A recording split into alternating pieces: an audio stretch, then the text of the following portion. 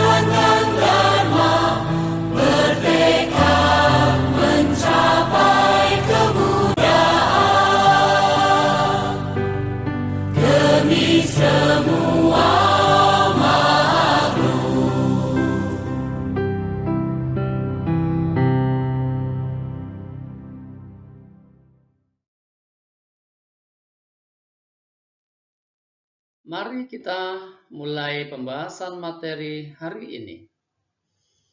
Pada materi yang lalu, kita membahas pada bab ke-7, karma dan tumimbal lahir bagian kedua. Untuk hari ini, kita membahas masih di bab ke-7, karma dan tumimbal lahir bagian ketiga, bagian klasifikasi karma berdasarkan jangka waktu matangnya, dan karma berdasarkan saluran terjadinya.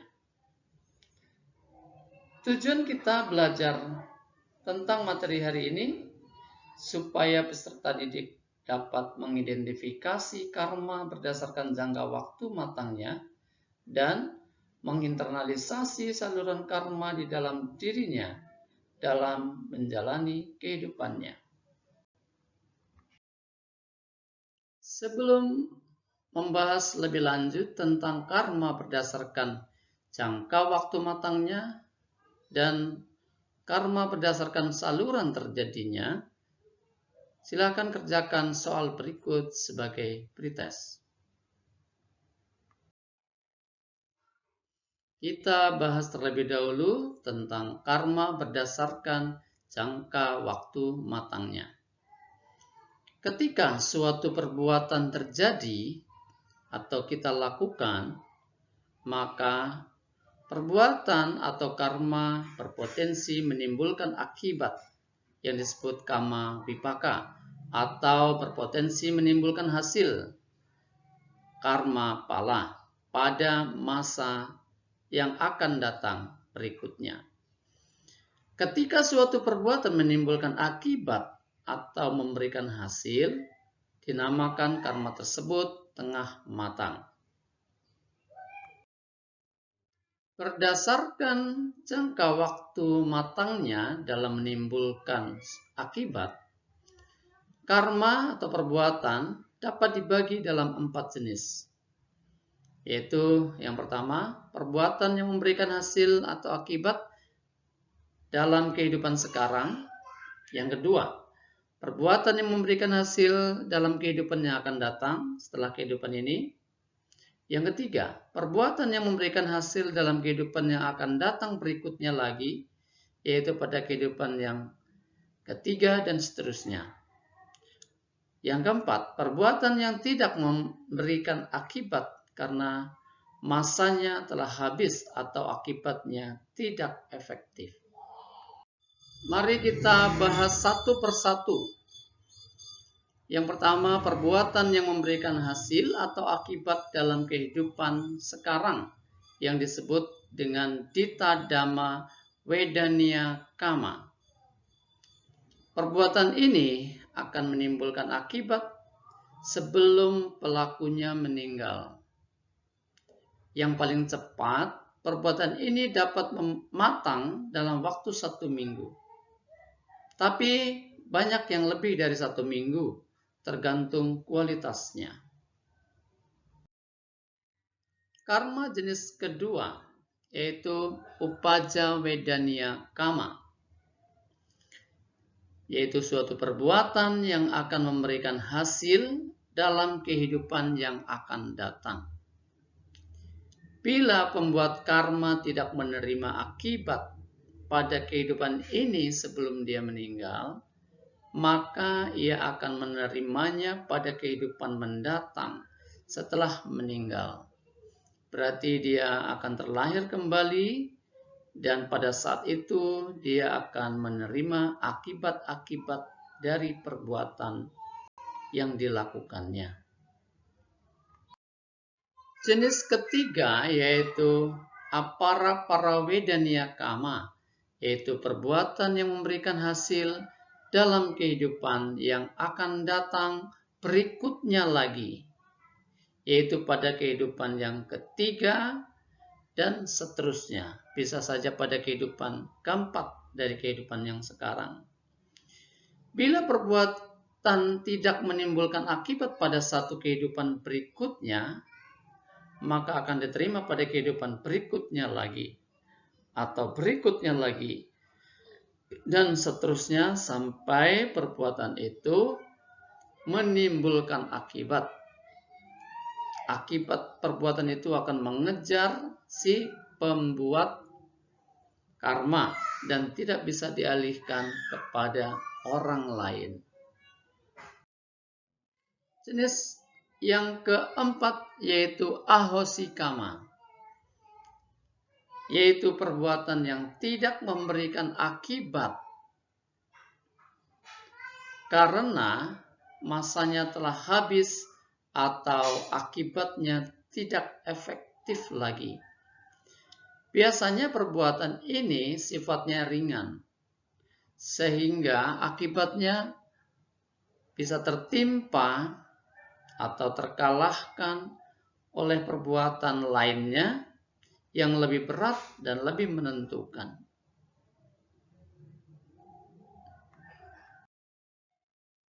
Kemudian kita bahas karma berdasarkan saluran terjadinya. Yang dimaksud di sini bahwa karma itu bisa terjadi atau bisa disalurkan. Dalam hal ini ada 3 saluran terjadinya karma.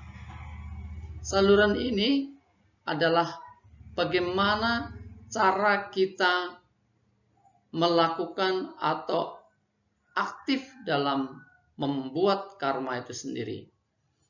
Yang pertama, saluran karma yaitu melalui pikiran atau disebut manokama. Misalnya, jenis pikiran tentang cinta kasih, welas asih, termasuk juga kepandaian, kebijaksanaan, dan sifat-sifat batin atau pikiran yang lain. Kemudian, karma yang dilakukan melalui jasmani. Badan jasmani ini berpotensi melakukan karma. Misalnya, ketika kita berjalan, kita bekerja, memukul, berlari, dan sebagainya yang menggunakan gerak-gerik badan sebagai cara kita beraktivitas. Kemudian saluran karma yang ketiga yaitu melalui ucapan. Nah, jadi suara yang kita keluarkan sebagai ucapan ini adalah bentuk karma. Jadi hati-hati dengan ucapan kita karena itu adalah ekspresi dari karma kita. Namun demikian, sumber terutama terjadinya karma kita sebenarnya berada di dalam pikiran kita sebagai asal mula dari karma. Baik yang kusala mula ataupun yang aku salah mula. Tentang sumber dari karma kita bahas pada bagian yang lain. Berdasarkan pembahasan tadi, kita bisa mengambil kesimpulan tentang karma berdasarkan jangka waktu matangnya. Ada 4, yaitu karma atau perbuatan yang memberikan hasil dalam kehidupan sekarang. Yang kedua, perbuatan yang menimbulkan hasil dalam kehidupan yang akan datang. Yang ketiga, perbuatan yang menimbulkan hasil dalam kehidupan yang akan datang berikutnya lagi, yaitu pada kehidupan yang ketiga dan seterusnya. Yang keempat, perbuatan yang tidak memberikan akibat karena masanya telah habis atau akibatnya tidak efektif. Kemudian, karma berdasarkan salurannya, yaitu karma melalui pikiran, melalui ucapan, dan melalui tindakan. Untuk post-test, silahkan kerjakan tugas-tugas berikut. Kita telah sampai di penghujung waktu untuk pertemuan kali ini. Kita akan ketemu lagi di waktu yang akan datang, akan membahas tentang karma dan tumimba lahir bagian keempat, yaitu klasifikasi karma berdasarkan kualitas akibatnya, dan tentang tumimba lahir sebagai akibat dari karma. Sampai di sini kebersamaan kita untuk hari ini. Semoga dharma yang telah kita pelajari menambah wawasan dan kebajikan kita semuanya, dan jasanya bisa dinikmati oleh semua makhluk di seluruh alam semesta. Suki Hotu Namo